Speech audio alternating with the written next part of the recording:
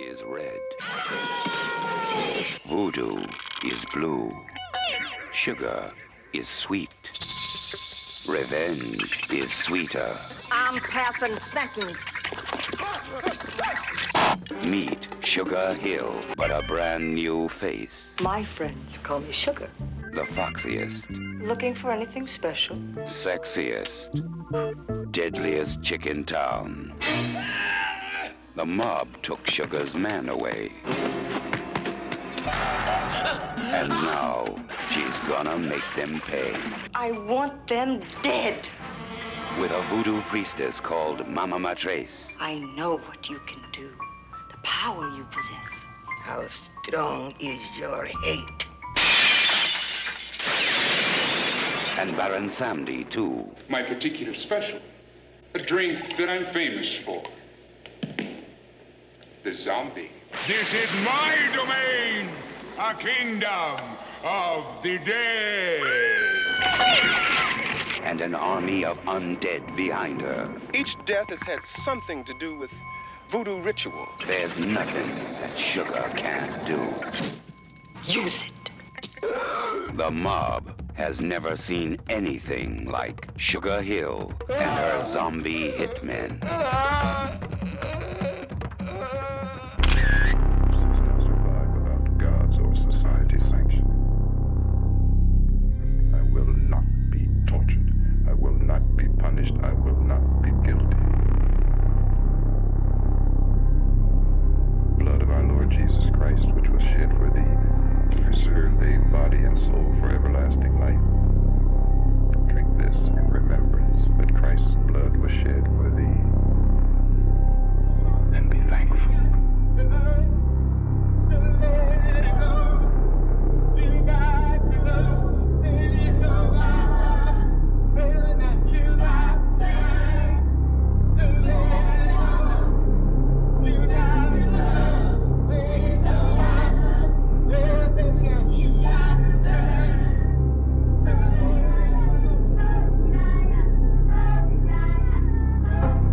He's not a criminal. He's a victim.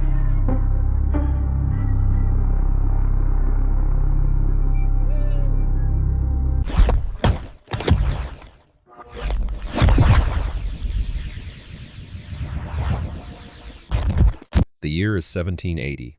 An African prince sits across a table from Count Dracula in a castle in Transylvania and makes a reasonable request: help him end the slave trade.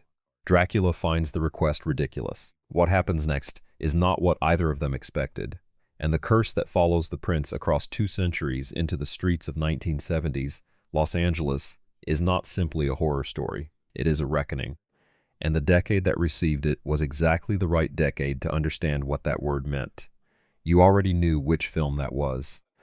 The 1970s produced something in American horror cinema that the industry had never produced before and has never quite reproduced since. A wave of films made by and for and about Black Americans that took the classic horror archetypes, the vampire, the monster, the possessed, the undead, and did something with them that Hammer Films and Universal and every other studio that had spent decades making those archetypes exclusively white had never considered doing. They asked what those stories meant when the people inside them were the people who had been on the other side of the fear for the entire history of American cinema. These were not perfect films. Some of them were made quickly and cheaply, and with the specific energy of people who understood they had a limited window to get something onto screens before the window closed. But the best of them were doing something that the more celebrated horror films of the same decade, with their bigger budgets and their wider releases and their places on every canonical list, were not doing.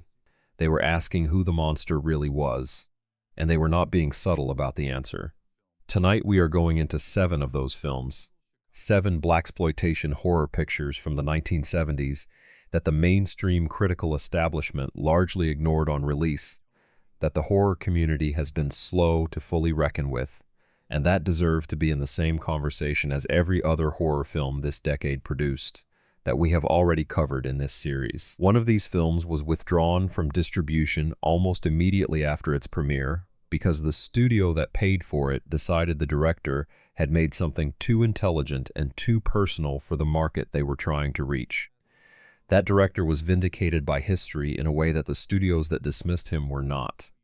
And one of these films was so clearly a copy of a more famous picture that the studio behind that more famous picture successfully sued to have it pulled from theaters, which means that for a significant period of its existence, it was a horror film that you could not legally see, which is either the most effective marketing a horror film ever received or a genuine cultural injustice, depending on how you look at it. Somewhere in this list is a scene that is going to put you right back in that specific and unrepeatable moment when you first understood that the horror genre was capable of being about something more than fear.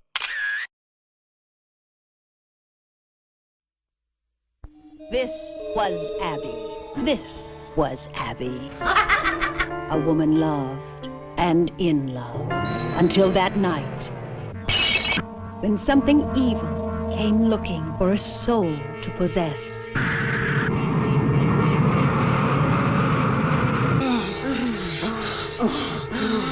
I can't stop thinking about your husband.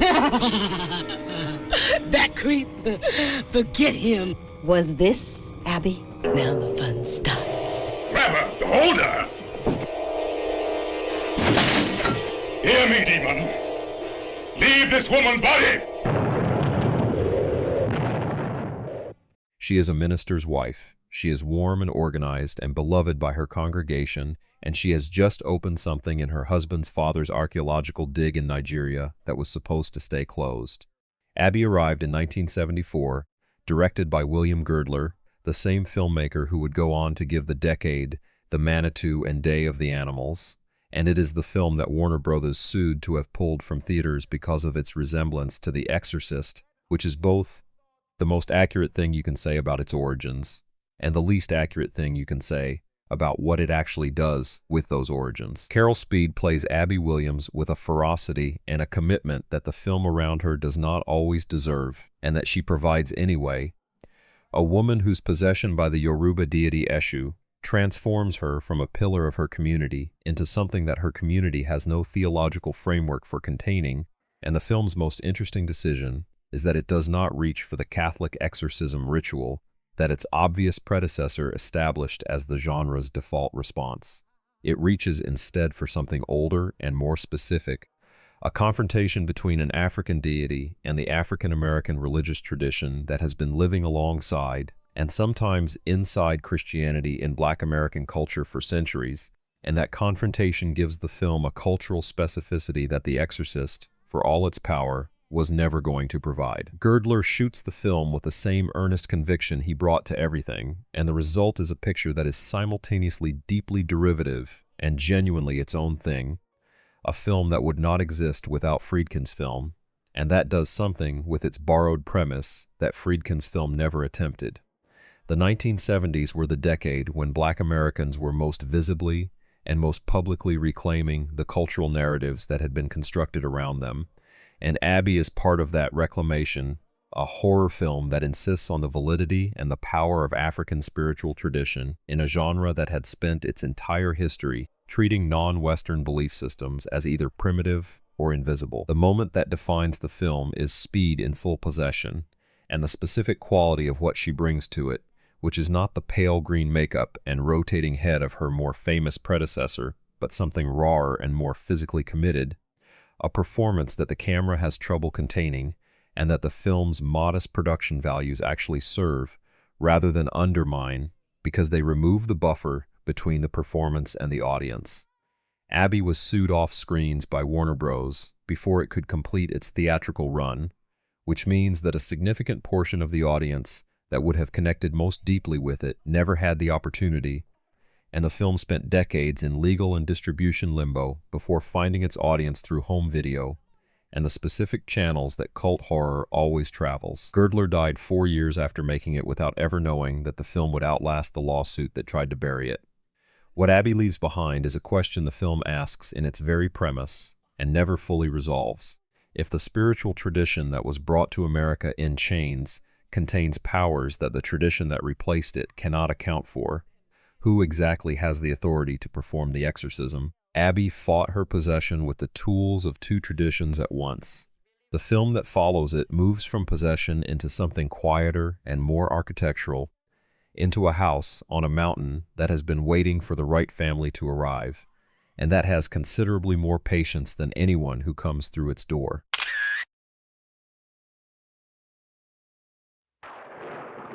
Beyond the limits of mortal fear, outside the realm of imagination, there's a place where every nightmare you've ever had comes true.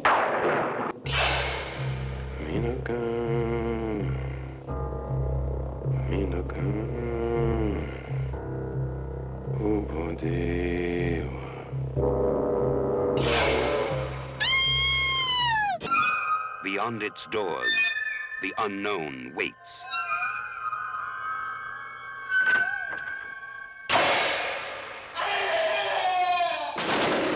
Through its windows, the supernatural beckons.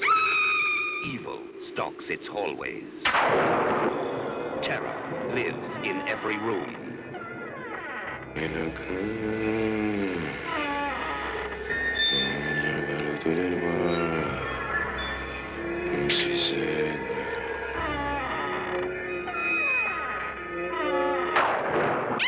Arise, Pauline Christophe! Awake from your long sleep! I, Thomas Petzo, command me! Where death reaches from beyond the grave to claim the souls of the living.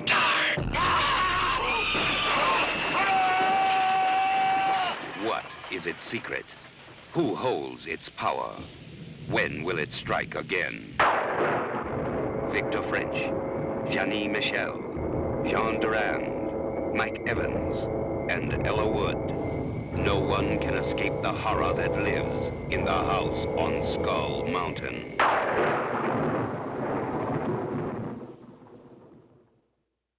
The invitation arrives after a death. 4 distant relatives of a woman named Paulina Christoph gather at her estate on Skull Mountain in Georgia, and the house has been expecting them, and the house is considerably better prepared for their arrival than any of them are for what the house has planned. The house on Skull Mountain arrived in 1974, directed by Ron Honthaner, and it occupies a specific and under-examined position in the Blaxploitation horror cycle of the decade.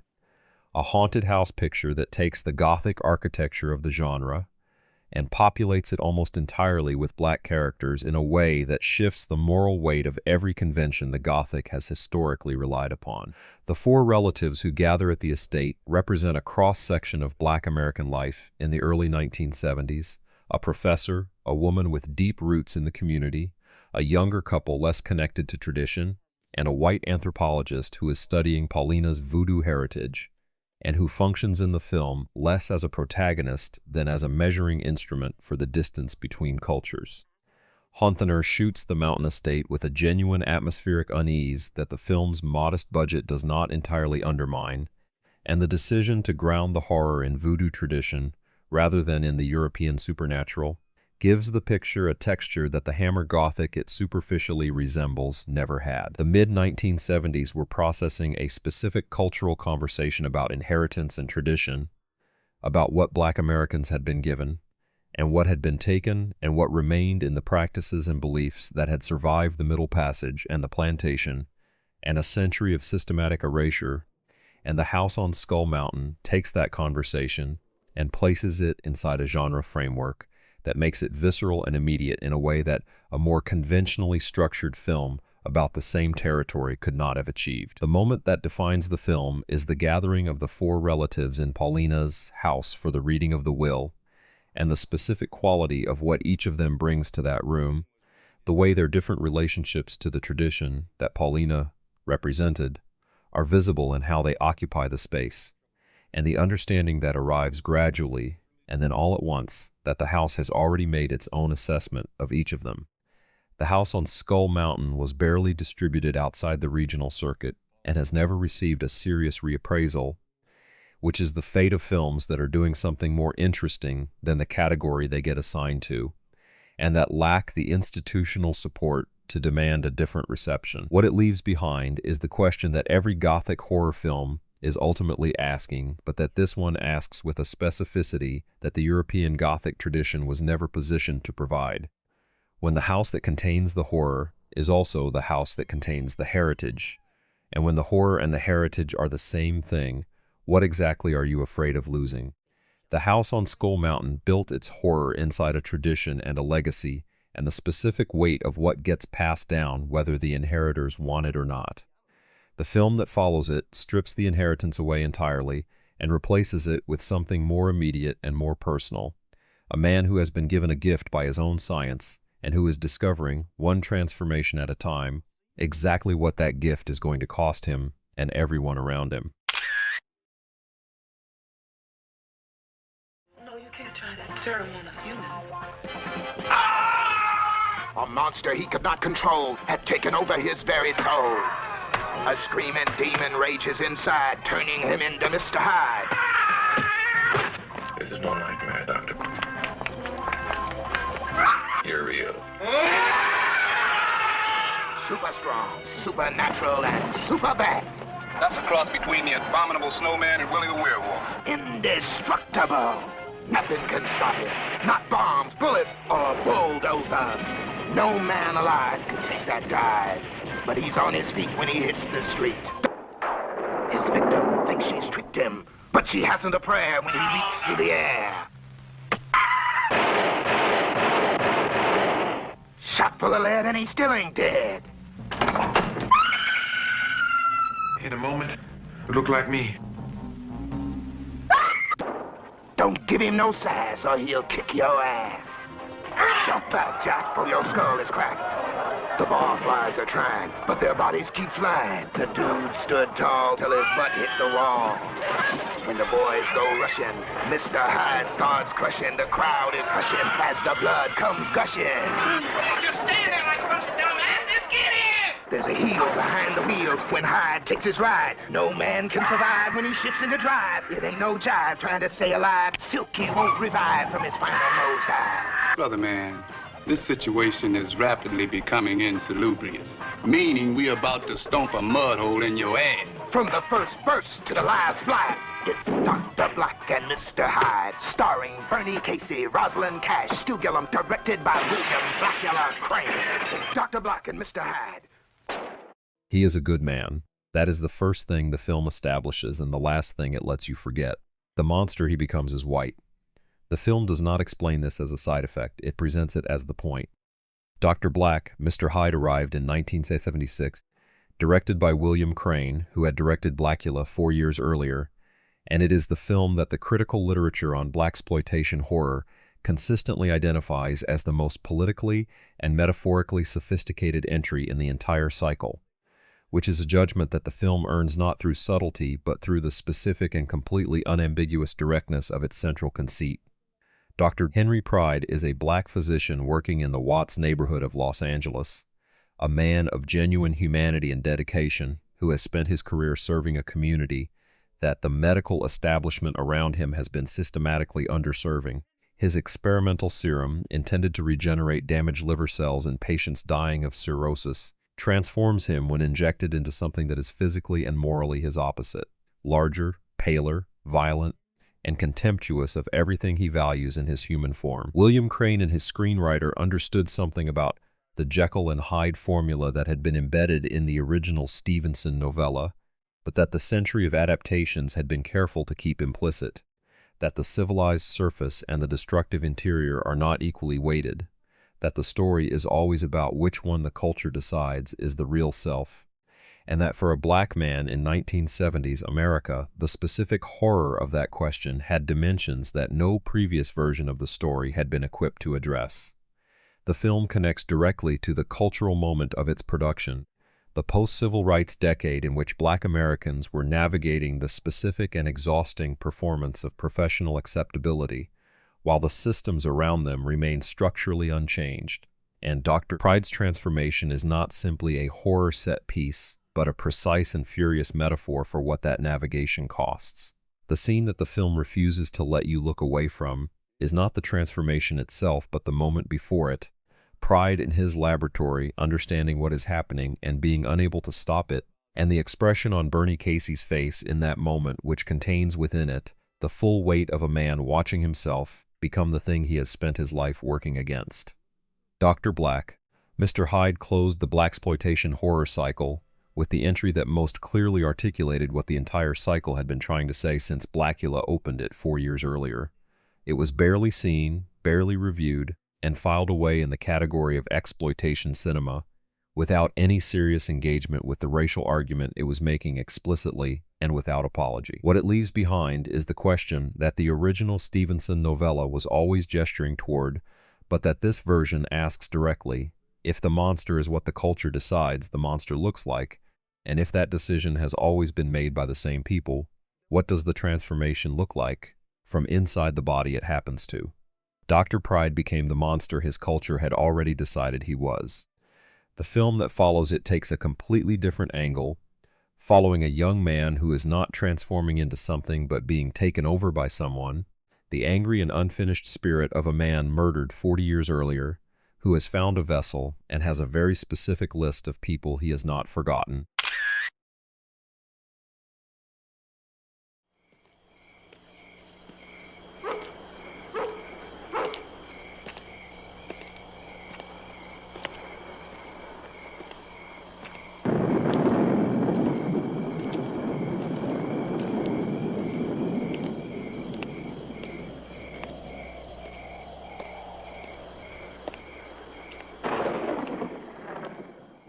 It starts with blackouts, then the clothes change, then the voice changes.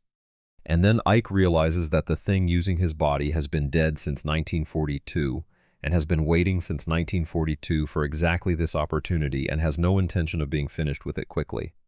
J.D.'s Revenge arrived in 1976, directed by Arthur Marks, and it is one of the stranger and more genuinely unsettling films the Blaxploitation horror cycle produced.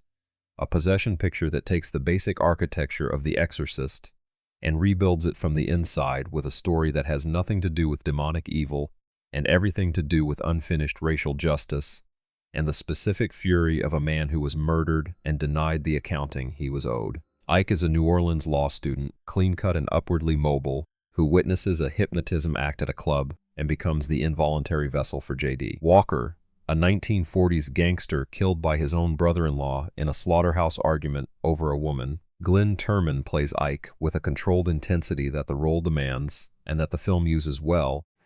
The specific difficulty of playing a character who is present and absent in alternating scenes, and the film earns its horror not from supernatural effects, but from the accumulated weight of J.D.'s personality pressing through Ike's, the voice dropping, the posture changing, the moral framework shifting, until the two men occupy the same body with a discomfort that the film presents not as evil, but as unresolved history demanding to be resolved.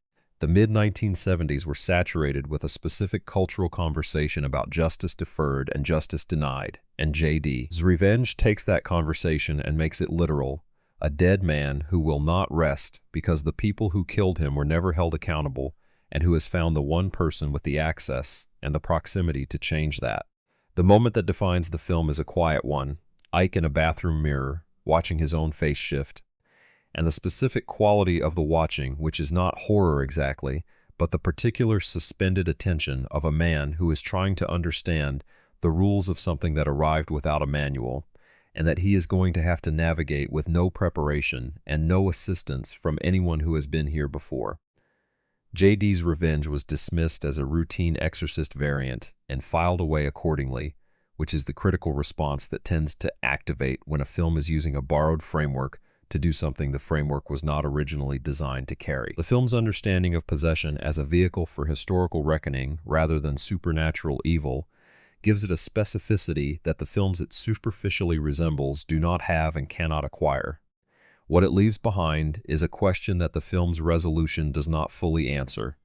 If the justice that was denied to the dead can only be obtained through the living, and if the living did not choose that responsibility, what exactly are the terms of the arrangement, and who gets to decide when the debt has been paid? J.D. needed a vessel to finish what was taken from him. The film that follows it gives its dead a different and considerably more organized form of reclamation. An entire army of the wronged dead, commanded by a woman who has decided that the people responsible for the original wrong are going to answer for it, regardless of how many decades separate the crime from the accounting. Blood is red. Voodoo is blue. Sugar is sweet. Revenge is sweeter. I'm passing seconds. Meet Sugar Hill, but a brand new face. My friends call me Sugar. The foxiest, Looking for anything special? sexiest, deadliest chick in town. The mob took Sugar's man away. And now she's gonna make them pay. I want them dead. With a voodoo priestess called Mama Matres. I know what you can do. The power you possess. How strong is your hate? And Baron Samedi, too. My particular special, a drink that I'm famous for. The zombie. This is my domain, a kingdom of the dead. And an army of undead behind her. Each death has had something to do with voodoo ritual. There's nothing that Sugar can't do. Use it. The mob has never seen anything like Sugar Hill and her zombie hitmen. She does not want an exorcist. She does not want a priest. She wants Baron Samedi, and she wants an army, and she is going to get both. And the men who killed her boyfriend are going to understand, before the end, exactly what they bought when they decided she was not someone worth worrying about. Sugar Hill arrived in 1974, directed by Paul Maslansky, and it is the most purely satisfying film on this list and one of the most purely satisfying horror revenge pictures the decade produced anywhere, a film that takes the zombie narrative and turns it inside out with a clarity and a conviction that the genre had not previously managed. Diana Hill, called Sugar, is a photographer whose boyfriend Langston is murdered by a white mob boss who wants to take over their nightclub. Rather than appeal to a justice system she has no reason to trust, Sugar goes to Mama Maîtresse, a voodoo practitioner who connects her with Baron Samedi, the Haitian Loa of the dead, who provides her with an army of silver-eyed zombies, the enslaved dead of the plantation era, to carry out her revenge. Maslansky and his screenwriter understood something about the zombie as a horror figure that most zombie films of the period were not engaging with directly.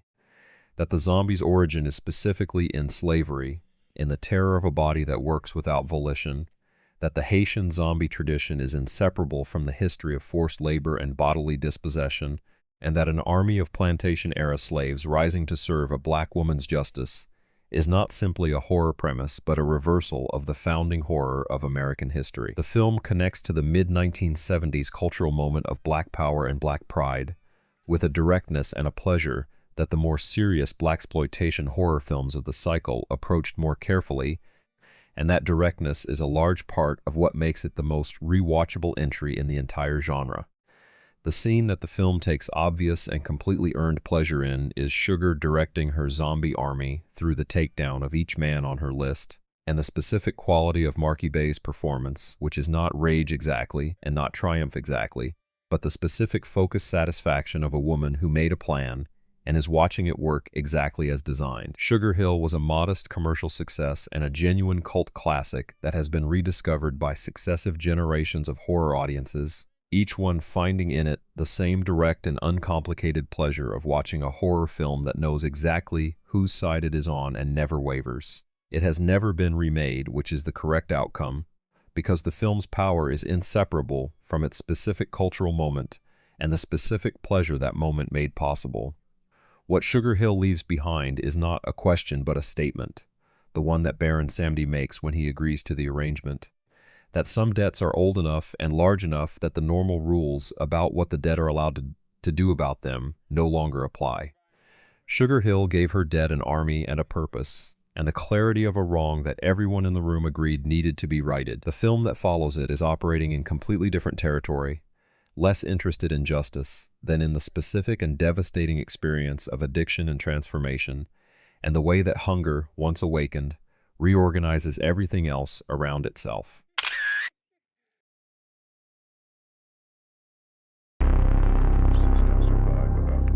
Society's sanction. I will not be tortured. I will not be punished. I will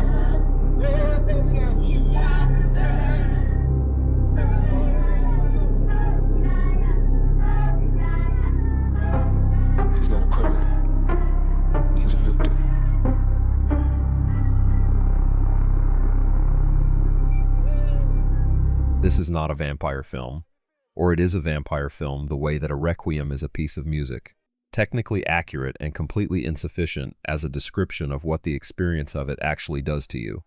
Ganja and Hess arrived in 1973, written and directed by Bill Gunn, and it is the film that the producers who hired Gunn did not want, and the film that the distributor who received it withdrew from release almost immediately after its New York premiere because it was not the Blaxploitation horror picture they had paid for. What Gunn had made instead was an avant-garde meditation on addiction, identity, African-American cultural duality, and the specific horror of a hunger that arrives not from evil but from a wound, an ancient ceremonial dagger that passes its curse through the blood of the person it touches, Dr. Hess Green is an anthropologist of extraordinary refinement, a man whose life has been organized around the accumulation of culture and distance, who finds himself after the stabbing with an insatiable need for blood that the film treats not as a supernatural affliction, but as the most honest thing that has ever happened to him. Duane Jones, who had played the only competent person in the room in Night of the Living Dead 5 years earlier, brings to Hess a quality of absolute interiority that the film's deliberately fragmented structure requires, a man whose external life continues to function at a very high level, while his internal life has been completely reorganized around a need he cannot discuss with anyone.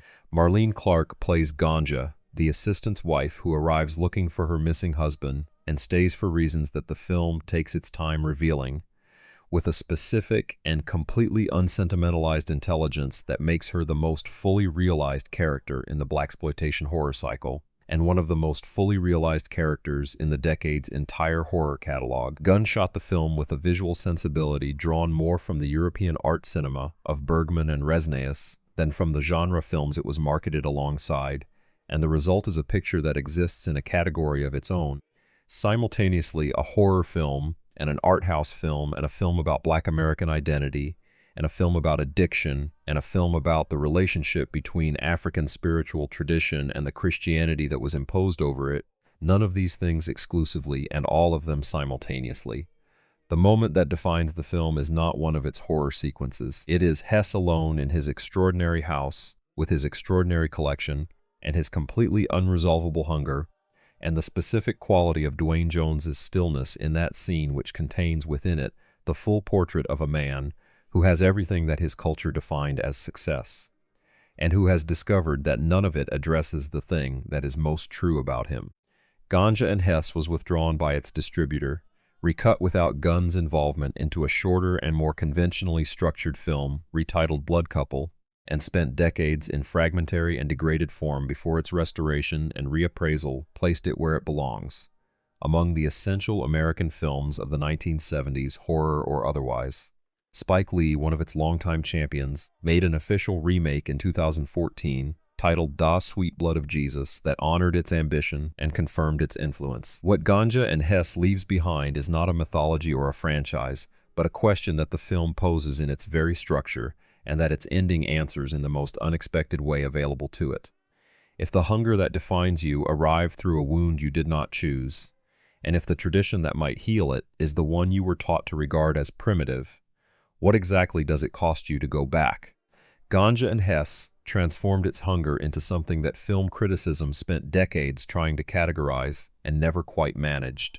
The film that closes this list is the one that started everything, the film that proved in 1972 that the horror genre had room for a black prince, a genuine tragedy, and a monster whose dignity survived everything the story did to him.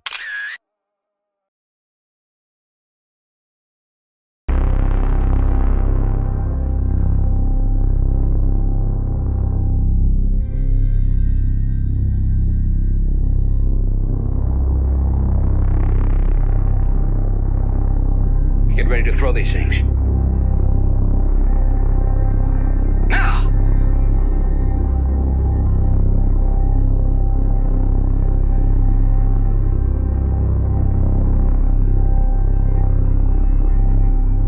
He went to Transylvania to end the slave trade. That is what people forget about this film. Before the fangs and the coffin and the 1970s Los Angeles streets, there was a prince with a reasonable request and a monster who cursed him for making it. The horror of Blackula begins before Blackula exists. Blackula arrived in 1972, directed by William Crane, and it is the film that began the Blaxploitation horror cycle, and that remains, 50 years later, the entry that serious horror audiences return to most consistently, not because it is the most polished or the most ambitious, but because William Marshall's performance as Prince Mamuwalde gives the film a gravity and a dignity that transforms what could have been a quickie exploitation picture into something that functions as genuine tragedy. Marshall was a classically trained actor of enormous stature who pushed for the film to take its premise seriously, who understood that the specific horror of an African prince, cursed by the architect of the slave trade, and awakened 2 centuries later into the world that slave trade built was not a joke premise, but a premise with more genuine horror embedded in it than most of the films playing in mainstream theaters that year, and who played every scene with the conviction that the material deserved that reading. The film taps directly into the cultural moment of its production, the early 1970s at the height of the Black Power movement and the African-American reclamation of pre-colonial identity, and Mamuwalde's tragedy is specifically the tragedy of a man who tried to use diplomacy and civilization to address a crime against his people and was punished for the attempt by the criminal himself. The 1970s were full of stories about what colonialism and slavery had taken, and what remained and what could be recovered, and Blackula is one of those stories, dressed in the clothing of a vampire picture and carrying more weight than the clothing suggests.